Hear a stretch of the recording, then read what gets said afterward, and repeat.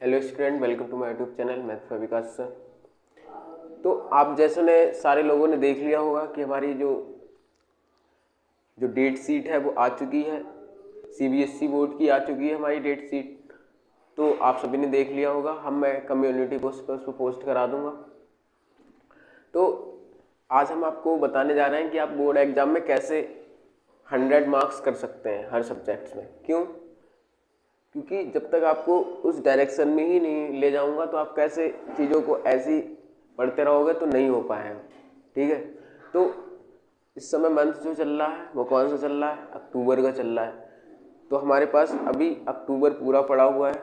नवंबर, दिसंबर, जनवरी, आपके पास 4 मंथ है। अक्टूबर, नवंबर, दिसंबर, जनवरी। अक्टूबर, नवंबर, दिसंबर, जनवरी। फरवरी में अप्रॉक्स आपके एग्जाम्स हैं।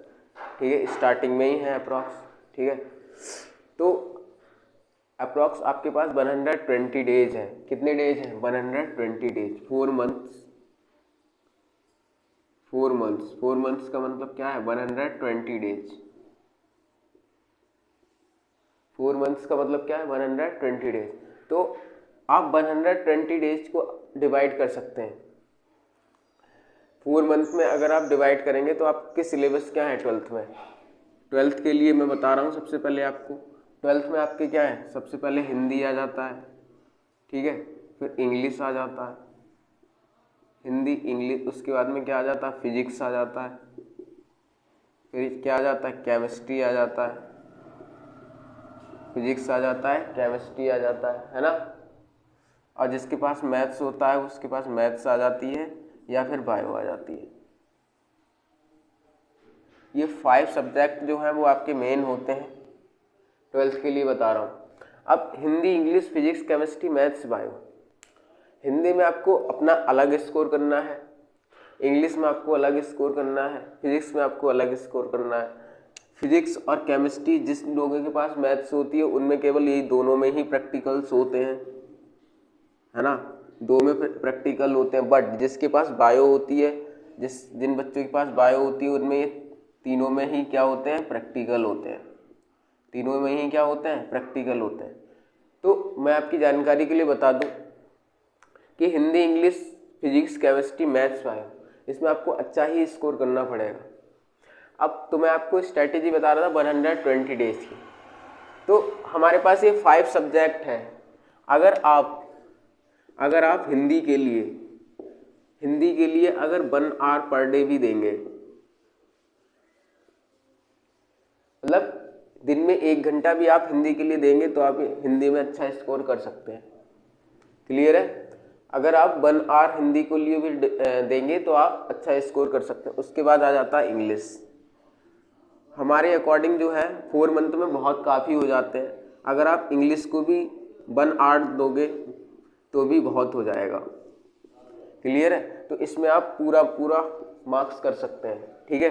तो होगा क्या, हिंदी और इंग्लिश के लिए आप 1 आवर दे सकते हैं तो इतना ही आपके लिए सफिशिएंट है। क्लियर है? तो 1 आवर हो गया। उसके बाद आ जाता है हमारा फिजिक्स।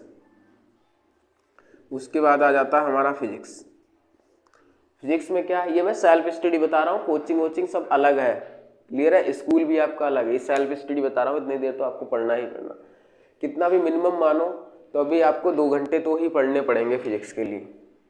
अब 2 घंटे फिजिक्स के लिए दोगे। अब 2 घंटे में भी आपको रिवाइज, 2 घंटे में भी आपको तोड़ के बता रहा हूँ। 1 घंटे आप क्या करोगे?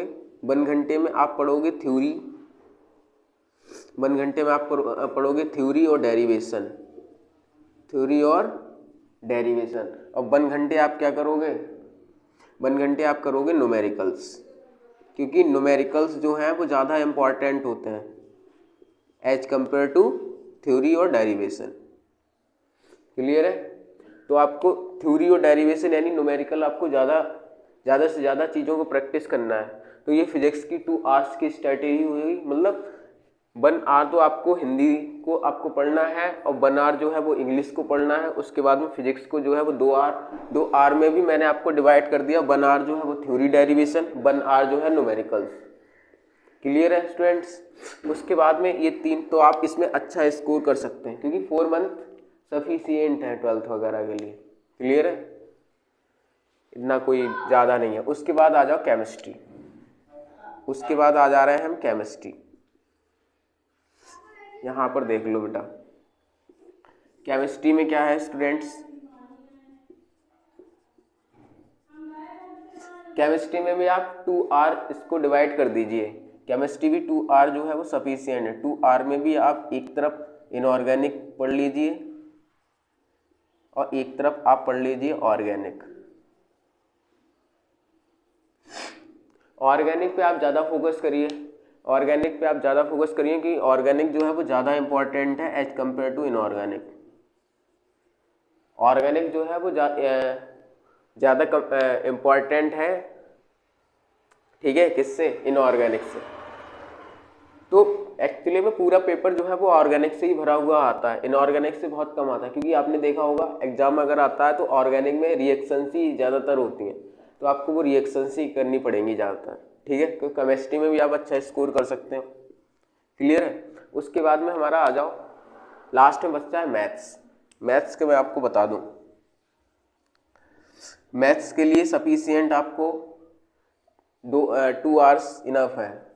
2 आवर जो है अब आपको प्रैक्टिस करनी है, और प्रैक्टिस कैसी करनी है आपको, चैप्टर वाइज प्रैक्टिस आपको करनी है, चैप्टर वाइज। जैसे आपने डिफरेंशिएशन पढ़ लिया तो डिफरेंशिएशन की प्रैक्टिस कर ली, और इंटीग्रल पढ़ लिया तो इंटीग्रल की प्रैक्टिस कर ली। और हाँ, आपके लिए बता दें, अगर आपने मैथ्स का भी कंप्लीट नहीं किया है तो अप्रॉक्स मैंने differentiation, integral, inverse trigonometry function, ये कुछ इंपॉर्टेंट टॉपिक्स हैं जो मैंने फिनिश करा दिए हैं, और अप्रॉक्स जनवरी तक मैं आपका सिलेबस भी 12th का कंप्लीट करा दूंगा। तो आप हमारे यूट्यूब चैनल से भी पढ़ सकते हैं, ठीक है। इसी यूट्यूब चैनल से आप प्लेलिस्ट में जाएंगे तो वहाँ पे मिल जाएगा, तो आप इससे भी कंप्लीट कर सकते हैं। तो मैथ्स के लिए भी 2 आवर्स दे दिए, 2 आवर्स ये खुद की प्रैक्टिस के लिए, ठीक है।